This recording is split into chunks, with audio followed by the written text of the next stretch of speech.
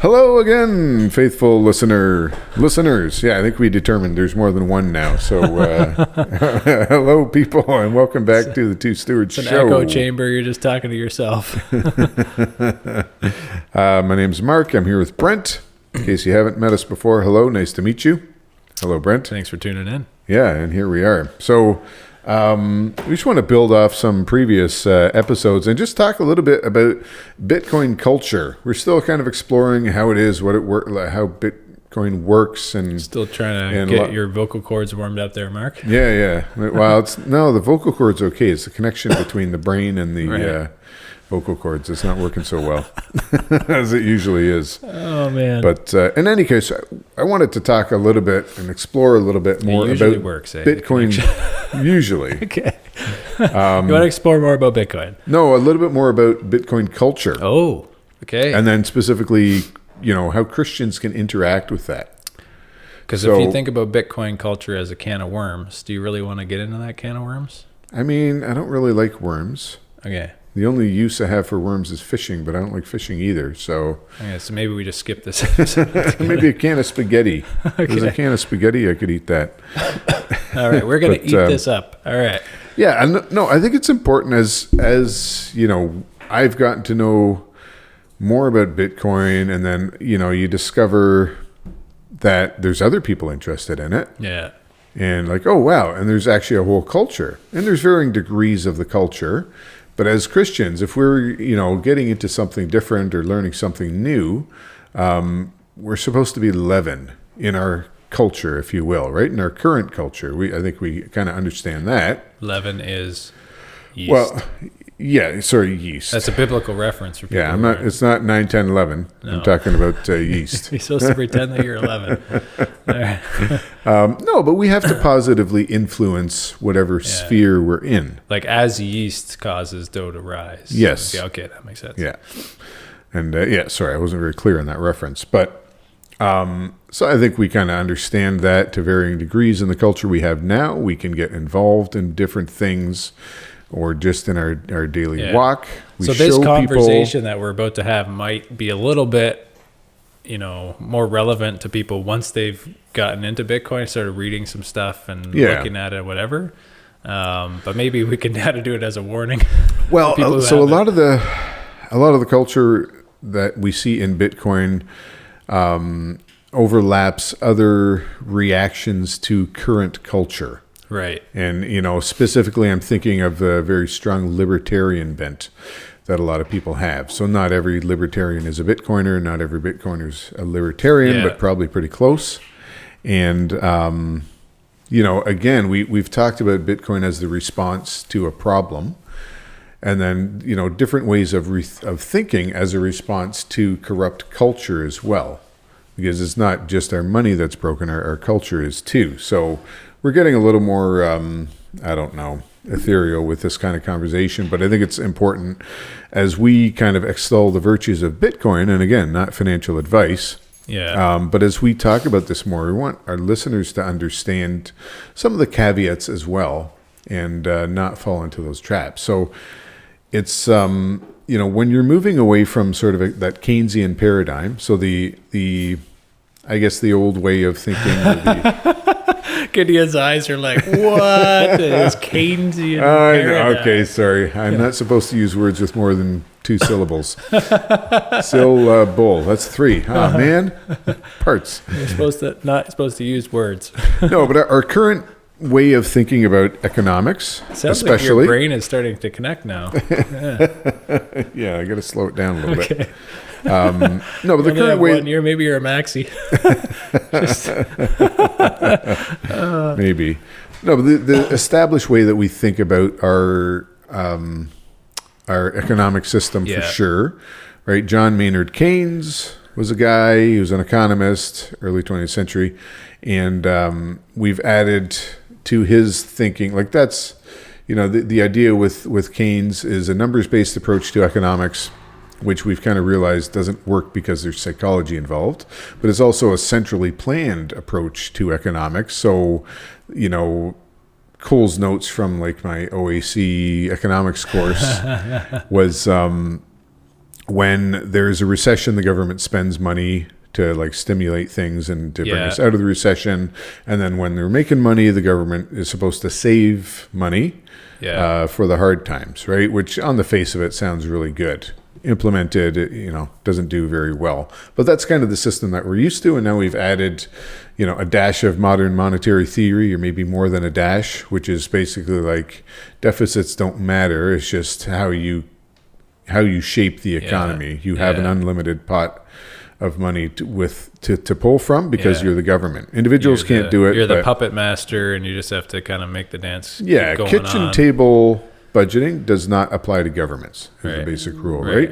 That applies to That's individuals. That's not really a rule, though. It's a false. Oh, I don't agree with it. But this is where we're coming from. You're laying the groundwork for us. Yes, I'm pouring the footings, as it were. Okay. Right. I think you're just digging the hole. Yeah. So once people, and we kind of got into this through real estate, realizing there's an issue. Why does real estate work? It's because of a broken system. Yeah. So we'll take advantage of that so as not to lose our purchasing power, the value of our labor. And then, that naturally, I think, brings a lot of people to Bitcoin, like as the solution to this problem as well. But there's a danger, because when you have something like a really bad system and you get out of that, or you're trying to get out of it, almost anything seems better in comparison. Yeah. And, as Christians, we have to be wise. And if you're moving from one system to another, it should be from a Christian perspective, not from a completely isolated perspective. Like, I was all about Keynesian economics. Like, nobody talks like this, but in my mind, there's two people talking, right? I used to be Keynesian and now I'm libertarian. Yeah. Right. No, we're Christian. That's what defines us. Yeah. And then everything else is sort of a secondary characteristic. Yeah. So what I wanted to talk about was Bitcoin culture. Right. Because you hear about toxic maximalism. Yeah. Right? These toxic maxims. When I think about Bitcoin culture, just simply, basically there's the good and the bad, right? Like, okay, there's good things about Bitcoin culture that maybe, can inform certain things in our life and certain things in our culture and society, right? And then there's things that, they're bad and maybe can be avoided. So we can kind of maybe break it into two buckets and talk about it. I don't know. Yeah, I'll just talk about the bad. Okay. You talk about the good. Okay. You're digging the hole and I'm building the footings at the time? Like, that's true. Okay. We should never build a house. No. Just saying. Together anyways. Separately maybe. We'll be working against each other. But so a lot of the common themes that run through Bitcoin, like I said, are, libertarianism is one. Okay. And maybe we should define that. Yeah. Right. Basic definition is minimum state intervention. Yeah. And the belief in civil liberty. Isn't that what this podcast is all about? Well, so to a certain degree, and that's where it gets tricky because you can take it too far. Right. Right. So, from our perspective, we want minimal state intervention and we want more civil liberties. Yeah. Right. But for different reasons, I think. Right. Yeah. And then so the other one just quickly would be like anarcho-capitalism. Okay. So you can see anarchy is in there as well. And people get like, anarchy. Yeah. But really, it's not about anarchy. It's not chaos. It's not chaos capitalism, but it's basically capitalism without excessive state intervention. And that's kind of linked to libertarianism. Right. But the vision is really no governments. Right. Everything's private. Yeah. And, how that would actually work out. So as Christians, we have to discern, okay, how do these ideologies or these isms interact with God's word? And Yeah, and what can we learn from them and what can we dispose? Yeah, and so, these ideas are not exclusively linked to Bitcoin because they were around long before Bitcoin was. But Bitcoiners have by and large adopted a lot of these because it kind of fits within. It aligns. Yeah, it aligns and you're pushing back against the same common enemy, right? So we haven't really delved into Bitcoin itself, and we will, or we'll have experts on who actually can. But when you say Bitcoin culture, so like, why do these things kind of emerge, right? Is it something to do with Bitcoin that, now, like, to me, it's a monetary technology. So, like, for the listeners, why is there this whole subculture around just somebody who owns a bunch of money, right? Like, well, one of the most important features of Bitcoin is that it is decentralized. Right. As opposed to everything else in our lives, which seems to be centralized. Yeah. And we've talked about, the evils of the central bank and central planning by governments and so forth. So there is that pushback against that because we see what happens when the government... It's like a backlash. It's a backlash. When the government plans every aspect of your life, people are starting... Some people love that and other people hate it and they're pushing back against it. And so it's a direct response to that. And that's why Bitcoin came about too, was in a monetary way, pushback against central planning. Yeah. Centralization of all of our resources and monetary policy. And so that's where some of these ideas come from. And I mean, libertarianism is certainly not a new concept, right? But it's this idea that, which, I agree with, that we have far too much state intervention in our lives. But the question is, how much do we need, right? Yeah. Do we need stateless societies? Yeah. Is that a good thing? Is that a Christian thing? Christian idea? Ooh. Right? Because, I mean, so you have to go back to the Bible to figure out, like, what actually should be our model. Or should we have a model for government? Because Christians existed in all kinds of situations, in all kinds of governments. Yeah. Right?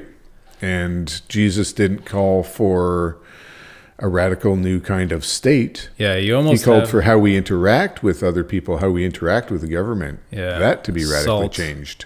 Yeast or leaven, like you said. Yeah. So, and we've had a lot of, especially since COVID, right? Which a lot of people said, hey, this is just too much. This is government overreach. And it's just much too much. And, there's a lot of Christians in that category as well. So it's almost like before COVID happened, the government might have had the power to kind of extend its reach, but it never really had the reason to, right? Yeah. And this kind of had an opportunity to do it, and he flexed the arm of the government to implement some of these things, and then people backlash. And I think in the Bitcoin community you saw a lot of that. Yeah, huge. Yeah. And I mean, a pivotal moment for a lot of people, including myself, which I think I mentioned before, was when Trudeau froze bank accounts. Yeah, right. It's still quoted on every podcast, like. Yeah, the thing in the world that was like so much more than Canadians realize. Yeah, but right away I was like, wait a minute. Whoa. Yeah. So libertarian. So once you hit people in the pocketbook, they pay attention. Yeah. And libertarian ideology is like individual freedom, right? So if you don't have the freedom to like use your money the way you choose, and they freeze the bank account or whatever, as an example, right? Then that makes sense, right? Like if we don't want that, well, we want libertarianism, right? And does that mean we should embrace the whole philosophy of libertarianism, or does that mean? Well, so, you have libertarian, you could say there's Christian libertarianism, and then, so that's minimal state intervention. Yeah. But in that model, there is still a state. Right. And I think we talked about that with Pastor Coyne as well. Right, he's like, the only reason the state should His exist. name is not Coyne, but no, that's his close friends call him that. Yeah.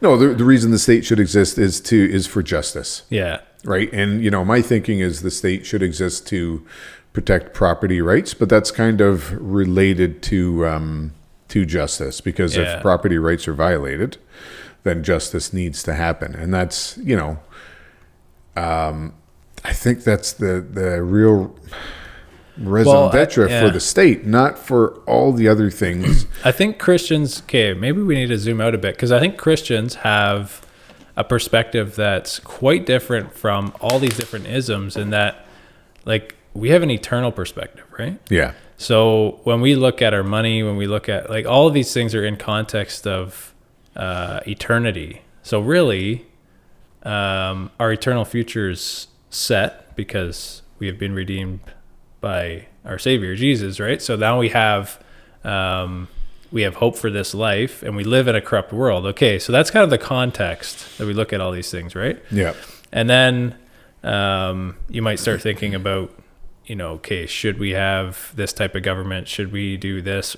But really, we kind of have to take a step back there too and say, well, okay, God is in control over this, and he establishes authorities in different times in different ways, right? Like you see all different civilizations throughout history, different governing structures.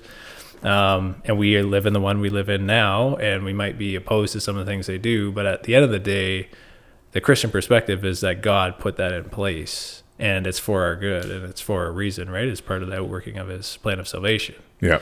So, yeah, I think as part of like the warning that we may want to give to people when they start looking at a Bitcoin culture is you got to keep your Christian perspective and that eternal perspective on these things, especially, right? Yeah.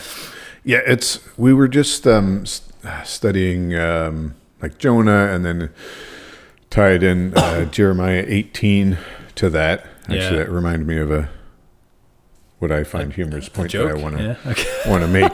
No, but in Jeremiah 18, you're reading about the potter. Okay. Right, and if the pot he is making is marred, then he'll remake it. And the point is, like God said, I will raise up nations and cast them down according to my wills and my design. Yeah, he's the potter. Yeah, he's the potter. He forms the clay how he wills. Yeah, exactly. So that's a very important point you mentioned, that he's in control, and we can be involved, right? Just like if we're investing, we're still taking an active role, and we have a responsibility, but it's not all up to us. And if the government is corrupt, or the government is we can protest and we can be involved in the system, but keep that eternal perspective. It's not all up to us, and it's not going to make or break us eternally. Yeah. You can be irritated in the here and now, absolutely. Yeah. But anyways, no, I was thinking about that, and so there's this other quote from Jeremiah that people misuse all the time, right? This is not related to Bitcoin or anything, but it's for I know the plans I have for you to prosper you and to. That's like the health and wealth kind of idea. But even like, I don't know. I see lots of Christians using this this quote, right? Yeah. And it is the idea of the health and wealth, or that God only intends good for it. So I want to start quoting from Isaiah 18, verse 11b. Thus says the Lord, behold, I am shaping disaster against you and devising a plan against you. And just like that's the opposite. I'm going to hang that on a plaque in my house somewhere, right? Yeah. Just like, there, what do you think about that? Maybe you have two sides of the wall and paint one black and one white, and then you just... I'll have both quotes, and depending on the day, we'll flip the plaque this way or that. Anyways, that's just a warning against taking verses out of context, I guess, since we're on Jeremiah. But you're right. That eternal perspective is very important, because we get so caught up in the here and now and what's going on, and like, this isn't right, and the government can't do that, and like, there's a point to that, but that can't consume your life. Yeah. And this is what we see happening with Christians, and also with with Bitcoiners too, right? Now, if you're not a Christian and you become a Bitcoiner, like, okay, you can see why that would sort of consume your life or become your worldview. Yeah. But there's work for us to do there then. Yeah. Right? Yeah, it's a good opportunity to witness. So one of the good things about the culture is this idea of individual responsibility. And I guess it can be a good thing or a bad thing, but on the good side, having unsound money, like our current system, right, fiat system, it incentivizes us to put responsibility on others, right? Yep. Like kind of cast the blame on, the government. They can print money. Why don't they solve the problems, right? We talked about the welfare system, right? I, as Christian, should be the one getting off my couch and going to help the guy who needs help, but our system is set up such that we have a program to help that guy, right? So we just give money through our taxes. So we're not really incentivized to help anybody, right? And that's not a Christian attitude. Mm-hmm. So I think Bitcoin as sound money introduces like this this layer of individual responsibility again, right? Like now we have sound money and you're responsible for it, right? Like if you lose your money, it's gone. But then also the government can't print money, so it can't create this out of nothing. So we're left with, hey, you want responsibility for your money? Like you're going to have to take action to protect it. You're going to have to be responsible for your future. You're going to have to help people in need, right? And that, in a sense, is a good thing about Bitcoin culture. And you can kind of see that too. Like a lot of these different groups and meetups and chats and whatever that are kind of forming around like this. Yeah, I guess it's a culture. Yeah, there is this emphasis on take responsibility for your life and yourself and your money and your future, right? Yeah, so there's two ways you can go with that, right? Yeah. So the one is to become inward looking. Yeah. And take responsibility for yourself and your, like, yeah, that's a good message for sure. I mean, Jordan Peterson has been preaching that for a long time as well. You have evolved from lobsters. Right. So on its face, yeah, that's a good life lesson. But where Christians need to take it is you're not just responsible for yourself, you're responsible for others. Yeah. And it's not just about you. It's not just about yourself. Right. So you talked about the welfare system, and like this is just the danger where people will go to for like it's all me. It's like, no, it's not. It's not you. You have the responsibility. People want the responsibilities and the rights, and they don't want. Yeah. You have the. They want the rights. They don't want the responsibility. Well, yeah, exactly. They want the rights, not the responsibility. Yeah. Because the responsibility is not just for you; it's for others, right? You talk about the welfare system. Yeah. And you think of, well, what if there's somebody who's just by themselves and they're disabled, and ideally, you would. What we've done for a long time is you had a strong family system. Yeah. And I was just listening to Jimmy Song talk about this on another podcast, right? So Jimmy Song is a Christian Bitcoiner. For those of you who don't know, you can Google him. But he was talking about how we've changed. Hat, right? Yeah, Korean guy with the cowboy hat. It's his trademark. But talking about how we've changed from sort of a tribal or what's the word I'm looking for? Like a bigger family. Yeah, like a clan, a bigger family system where people support each other. To eventually we went actually, and this is a good point, to the nuclear family, right? Which is a relatively recent thing, where it was just basically like husband and wife and their kids. And we always extol the virtues of the nuclear family, but I'm like, yeah, it's interesting. We've moved away from that. It's still a smaller unit. Yeah. And it's still more individual. I'm responsible for my own family. I'll take care of it, and that's it. It's not about my brothers and sisters and parents and grandparents and all. Yeah, so it's like, that's a good point. But the point with the welfare system is you're not falling back on your family when you have a problem. You're falling back on the government. Yeah. And people will say, well, if you don't have a family, then how could you do that? It's like, well, because the whole system is designed to destroy the family. Yeah. And to take your reliance away from families and put the reliance on the government. Yeah. So on that score, I can agree with that. But then you can't go too far, right? I'm just thinking, like, the government wants more tax revenue. They put all the people to work. They want the women to work. They don't have families. Yeah, there's so many things going on here. Yeah, it is designed to destroy the family. Absolutely. Oh, man. And so, this is where if we could put an emphasis on family as Bitcoiners, that would be great, because a lot of the emphasis is very individual. Yeah. And I think where that comes in is maybe in the long term as people start thinking about the future, right? Because in a world where you don't have the ability to save for the future, you discount it more, right? Like you don't think about it. You're just like, okay, you know what? I got to get up tomorrow and go to work because I'm not going to have the ability to make ends meet, right? But if you can start saving in a vehicle that actually stores value quite well into the future and actually maybe goes up in value, right? Now you start thinking, maybe I shouldn't spend it because it's going to be worth more tomorrow and I'll hold on to it. So in the Bitcoin culture, you have this mindset shift to, if I work hard and produce value to the marketplace, I will be rewarded, and I can put that into Bitcoin. And now when I hold the Bitcoin, it will be worth more in the future, but what's my future look like, right? And then you start thinking, should I have a family? Should I settle down somewhere? Like, you start asking those questions. So I think it incentivizes that sort of direction. So it's individual, but it's also maybe family, and to the extent that people think about the future, right? Yeah. It's interesting. Like that, to me, it's not the right foundation, though. No, it's not, but it's incentivizing things that Christians might see as so that in that valuable point, it's good. Yeah. Right? Like, we come from the idea of family is good. Yeah.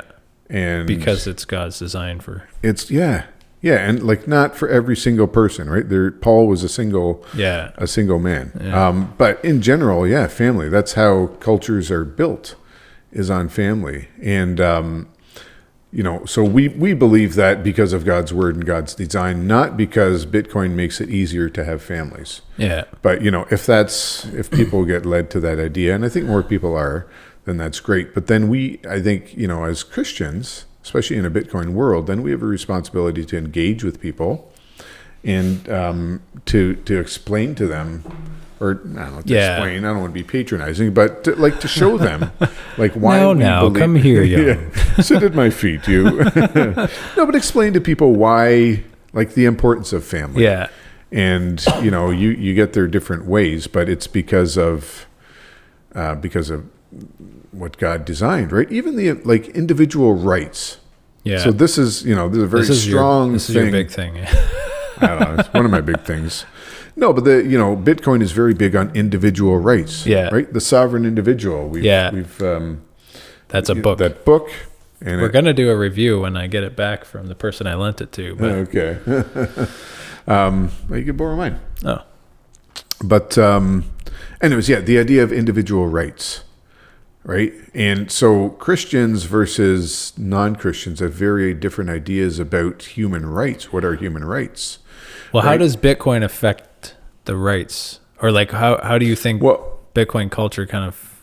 Well, so it depends on your perspective, again, where you're coming from, right? That informs how you think about it. Right. So Bitcoiners are very much about, less government, more individual responsibility, which is good, and then more individual rights.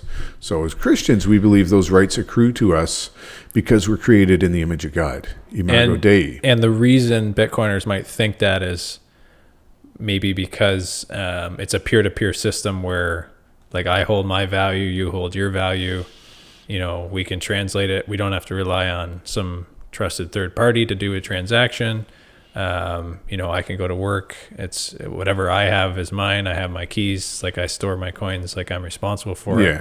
So, and on the other side too, like, nobody can take it. Nobody can confiscate it. Nobody can censor it. So therefore I have the right to kind of be my own person. And like, you can't interfere with my life, and whatever I do will happen because... And that kind of, I guess, dovetails with the sovereign individual, right? Like, you can't tell me what to do, Mom. Yeah. I'm 18 now. Yeah. I have Bitcoin and you can't censor it. Often it's a reaction to the system that we have now, right? People aren't always coming up with this idea just by themselves, but because our government is so over-involved in every aspect of our lives, they're just like, enough. That's enough. Yeah. And like, here's this philosophy of individual rights and more responsibility. But for us, we only have rights because God gives them to us. Because we're created in the image of God. Yeah, and that's where individuals have value. Yeah. Is because of that image of God. Yeah. That's why life is valuable. Yeah. Right? That's why, why we rail against abortion. Yeah. Or, euthanasia, these things. It's not like an economically founded argument that somehow... Well, or even just the intrinsic rights of a person, because, like, what is that based on? People believe, every human has rights, or we have individual human rights. Yeah. Well, what because is that based on? Because you have inalienable personal property or whatever. Yeah. Well, that's essentially the argument, right? Yeah. But it's like, no, it's because, at the core of it, they're not our rights. Yeah. We don't belong to ourselves. We belong to God. Yeah. And that's the only reason we have value, but that's also a good message that every person has value. And it's the only reason we have comfort. Yeah. Like, if you got Bitcoin, yahoo, but left to our own devices. There's no eternal significance in Bitcoin. Exactly. Left to our own devices, look at where we are. Yeah. We're in this studio and just talking to nobody. No, but like we're in a... Oh, we lose our cameras? Yeah. We're in a bad... bad signal area here. Like a bad situation. And we... I wanted to talk a little bit maybe about one thing that is good too is that Bitcoin, it seems to be based on truth a lot more than based on like a distorted sense of reality or distorted truth. The search for truth, yeah. What is true meaning? Yeah, and how do we kind of broach this subject? Because the fiat system, it rewards behaviors that aren't actually real, right? And we've talked about that when we talk about politics and education and food, right? When we had Mike on, we talked about how you have like this farming system where, you know, the guy who's in power over, like he's the agricultural minister or whatever, minister of agriculture, he could be somebody who doesn't actually know how to farm. He doesn't have the truth. Like he doesn't really know when to plant. Like you could have a housing or an immigration minister who really has no idea what they're doing. That kind of idea? That kind of idea. Okay. Carry on. Right? So you run a system that, in a large sense, because of the ability to print money, you end up with like an exacerbation of the system where, it's not based on truth. But when you introduce Bitcoin, where you can't inflate the money supply, so you can't perpetuate programs or ideologies that conflict with reality, right? Yeah. Like it takes an awful lot of resources to fund research articles and academics to come up with like, okay, what is the climate going to do in the next 100 years? Everybody should be scared of this and this and this, right? If that's not actually true, then you will not have funding for it because you can't print money, right? So maybe big, powerful organizations with a lot of money can still do corrupt things in a Bitcoin system. Yeah. But it has an end, right? And it incentivizes kind of this return to reality, or I guess you could say truth. Like what is, and I think I see that personally, like listening to podcasts, reading books and whatever, even talking to Bitcoiners, they kind of acknowledge that there is an absolute truth. Yeah. Right. And that almost seems like a step in the right direction from our culture today, where we have like individual people deciding what is true for them is not true for you. It's true for me. Right. Like, we talk about post-truth society, right? And now almost like Bitcoin community is going back to, okay, there is actually only one way of doing things. That's true. Right. Maybe they haven't identified what the actual truth is yet. Yeah. Right. But at least it's coming in the right direction. Yeah, it is. And so it's how you approach that and how you come to the conclusions that matters, right? Because, we're in a post-truth society, like you said, where the only truth really is your feelings. Yeah. Or my feelings. And that's all that matters. So we do run the risk of, when you're moving to sort of a Bitcoin ecosystem, of just transferring that when you have such a strong emphasis on individual rights without a solid basis for those rights. Like I said, right? The image of God, right? All you're doing is you're taking, if it's all about my rights, my individual rights, well then it's the same thing. It's about what I feel really matters. And that is the truth. So I think there's, maybe it's semantics, but I think it's an important distinction where you need to understand that the rights that we have are given to us by God. Yeah. So we still haven't figured out the source of the truth in the Bitcoin culture, but at least they're reckoning with that there is a truth. There is. Yeah. Okay. And we just have to be careful to make that truth, again, not individual, but like an absolute standard that exists, right? Yeah. Like even we talk about, people will argue about, property right. Like, why do you talk about property rights? And, is that really important? But that's like really the building block of our society, of civilization. Yeah. And, God instituted that. This is not just some idea, but when he said, you shall not steal. Yeah. Well, there's the idea that, if you can't steal, what are you stealing? Yeah. Because if everybody owns everything communally, then there's no stealing. You just take what you need and that's it. But if you own something and you have the rights to that thing. Yeah. Not Who because gave of you those you. rights? Yeah, you get them from God, but that is your property. Yeah. Then I can't steal. If I take that, that's stealing, and that's wrong. So that means that, individual property rights are important. Yeah. And then Jesus takes it even a layer further. It's like coveting, right? Even if you want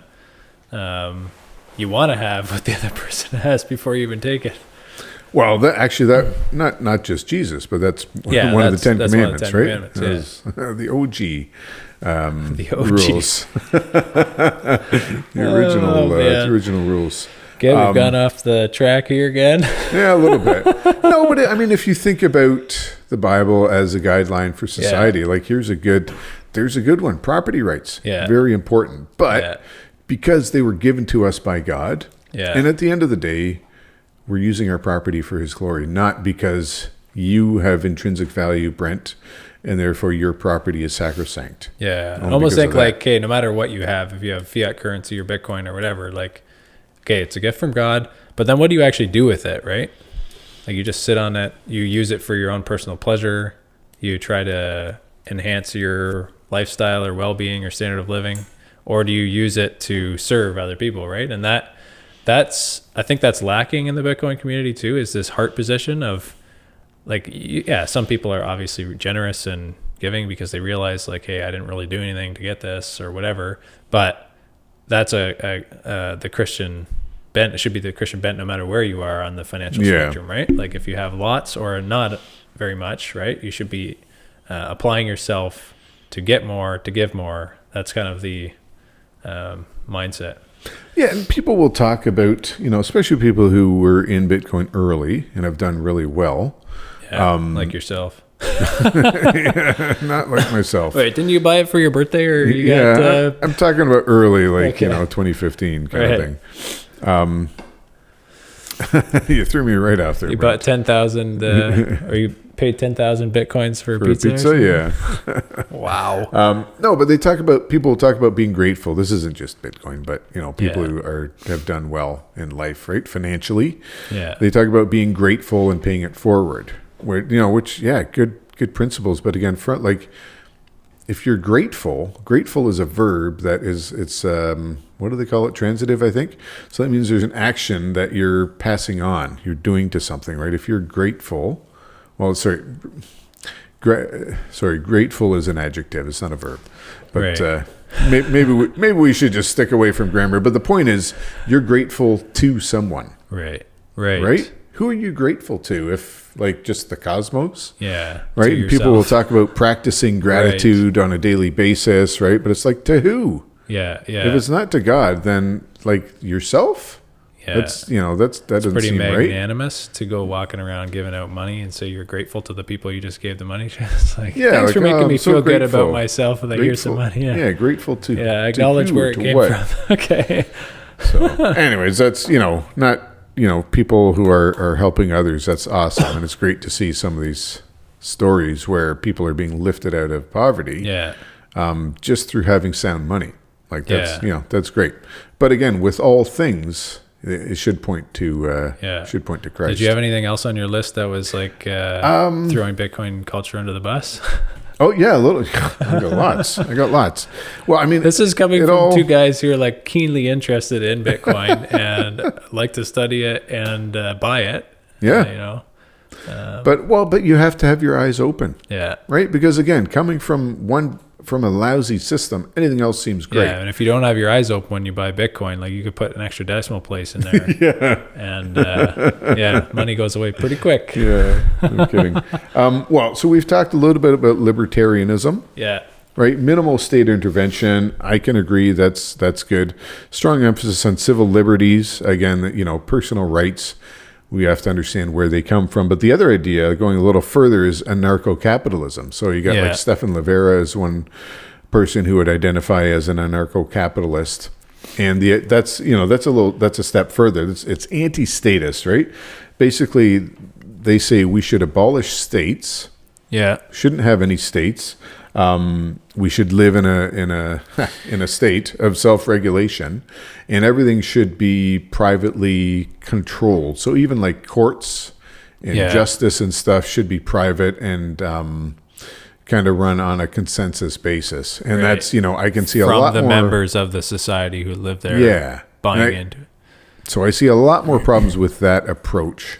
Well, okay, how does that mindset come about? Because I can think in Bitcoin. So we haven't even talked about how all these things originated in Bitcoin. So maybe just a perspective, like Bitcoin, we mentioned, is decentralized, so it cannot be controlled by the government. So that means it incentivizes like a smaller and more accountable government structure, right? Because if you can't print money, then how do you spend money? Well, you have to ask the people that you govern for money. And if they're unwilling to give money because the cause that you're asking for money for is not valid or not something they're interested in, you either have to apply force, in which case you have a struggle between the citizens and the government. And at some point, there's going to be a breaking point where, I guess more people join the citizens, the government falls apart, right? So they're trying to exact the value from the citizens. And if they can't do that through a fiat monetary scheme where they're like able to just print more dollars, stealing the wealth of the current generation and the future generations for years and years and years to come, and confiscate that wealth and spend it on whatever they want, they have to actually exact it through in a Bitcoin world where it's decentralized, like no government controls it, no one can stop it, no one can confiscate it, right? So now all of a sudden the government becomes way more accountable to the people and generally would get smaller, right? Because if you're more accountable, usually the accountability works well in a smaller and smaller area, right? Like if I have a neighborhood, this neighborhood that we're in, right? Like we have certain nuances here. We have certain weather, we have certain problems, like we have certain, needs in our community, right? We're going to have, like, I would prefer to have a government that like lives right down the road and sees everything that goes on and wants to like help because he lives here, right? And then, so you start with like a really, really close-knit accountable structure, and then you work upwards because like, hey, here's my Bitcoin. You guys fixed the problem. You didn't fix the problem. I'm not getting any more Bitcoin. Yeah. Right? But then you can go up on a scale like, hey, the province or the city, the province, whatever, right? And you can start ballooning upwards. But the idea is that in having sound money that it can't be confiscated kind of shrinks that whole system. Yeah, it's interesting when you start talking about accountability, you almost always then come to the conclusion of smaller government. Yeah. Which means it's like, wait a minute, the current government's not accountable? Yeah, which I don't think that's a surprise to anyone. No. But yeah, they don't even know to count. It would be interesting. It's true, they don't. It would be interesting if so if you ran this model of like a neighborhood government. Can they shut our podcast down? Yeah, probably. Oh man. Right, how many people would be involved in running that? Right. Versus the current amount of people involved in running this neighborhood right now. Yeah. When you add in politicians and bureaucrats, all the different levels, the municipal level, the provincial level, the federal level, I think and they're in that system where they can print money. They're not incentivized to do things efficiently, right? We keep laughing at the bureaucracy. Like, they're not. If they could just print money and they make a budget and they can hire people and like they're not a productive use of our money, but they're also there's no reason to stop spending it and keep having efficient so whereas in a private organization you would have more efficiency because you have a bottom line, you can't exceed that, and you need to get the job done, otherwise you're out of business, right? Yeah. So if you want to exist, you got to do it like the right way and fail, and that's where I guess that failure can be papered over in the fiat system, right? They can just keep printing even though it doesn't work, even though it's dumb, even though sorry, I'll stop. I'm trying to find trying to find a solution. Yeah, I've been trying to find that for years. No, the like the amount of bureaucrats per person in Canada, and the trend. Well, not even the trend. We know the trend is going up. Yeah. Right. It's per capita, it's gone up. Isn't it like 50% of the employees in the government or in the world are government? I don't know. It's we should we'll prep for that another time. Yeah. But the whole point is more accountable government is smaller. Yeah. Theoretically, because we don't have it, so we don't know. Yeah. But it would be much, much smaller. And as you say. So I think that's one of the interesting things about the Bitcoin culture is that there is kind of like this push towards that, right? And even the politicians who seem to adopt Bitcoin, embrace it, put forward policies on it, or who have it themselves and use it, right? They're generally kind of on that side of the spectrum, right? Like we should cut government employees. We should try and shrink the size of the government. I mean, nominally they are. Yeah, we'll see what exactly. if they get in some power, of these people get elected, we'll see how they actually. We're going to double the money supply, and then we're going to go to war. Yeah, you would and conquer Canada. We and always steal think all of gold. conservative governments should they should cut and be more accountable. But are they actually going to? I can't really think of any that are. Yeah, no. Just two sides of the same coin, really. Yeah. When it comes, if they made meaningful changes to the amount of bureaucracy. Right? Two sides of the same digital coin. Well, the digital That's the coin problem. has infinite Now that it's sides. digital, it's just there is no different side. It's just like. Oh man. So, anyways, we're not going to change the government, but I just wanted to touch on the anarcho-capitalist because that is a popular point of view as well among Bitcoiners. And, it's interesting, but what it doesn't take into account is the fallen nature of man. Right. And, I am not for big government, but if everybody just did their own thing, I think it would be anarchy, as the name suggests, right? Like if there's no states and it self-regulate, like you're relying too much on goodwill of mankind, and for everybody to act not just in their own best interest, but in the best interest of others. Yeah. Which I don't think you could have. Don't think that would work at all. And I mean, our current system is flawed, but I don't know. Is it the best idea that we've had? What did Winston Churchill say? Democracy is the worst form of government out there, except for all the other ones. Yeah. So, contending with the fallen nature of man is always going to be whatever system we have, even a Bitcoin standard, right? You're still going to have, those who are more powerful abusing those who are less. I think one thing that is interesting that's happening is how people in the Bitcoin culture, the community, like they start these kind of little communities, right? Yeah. Where it's not just online communities. There's lots of those, right? That people interact and they all have kind of similar mindset or culture, but it's online. They actually go physically to a place. They have meetings. And they have meetings, but they like also weekly meetings sometimes. Yeah. Or they'll so that could happen quite frequently all over the place. But I'm just thinking, places in, where is it? In Costa Rica or whatever, all different destinations where people are kind of moving there because it's a Bitcoin centric kind of ecosystem or world where I can spend Bitcoin, I can save Bitcoin, I can have the culture that kind of revolves around Bitcoin. And it's really fascinating, right? Like these people kind of get together and they have it's almost like a belief and like subculture. Yeah, that's where I was going with the weekly meetings, right? Yeah. Like who else does that? I don't know. And we worship the. Well, so we're kind of making light of it, but when you don't have God in your life, then there is room for something else to become God. Yeah. And we have to have a God. Yeah. Whether it's yourself or something external.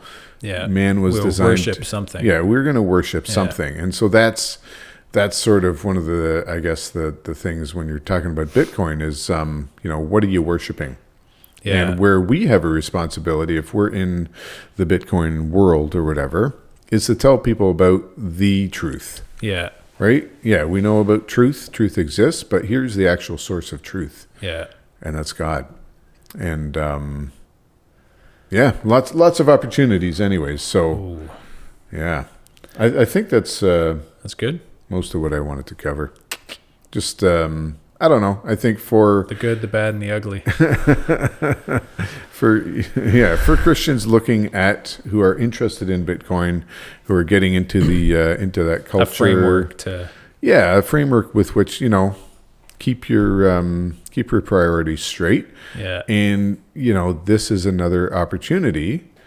And a good opportunity to talk about Jesus to people, to talk about the truth. I think that we've kind of really focused this episode on the core Bitcoin culture but there also seems to be this peripheral culture too. We could just touch on, but that people who kind of get into it just casually, and they're into it for the wrong reasons, right? Like, I want to get rich quick kind of thing, right? And that's kind of like this peripheral idea.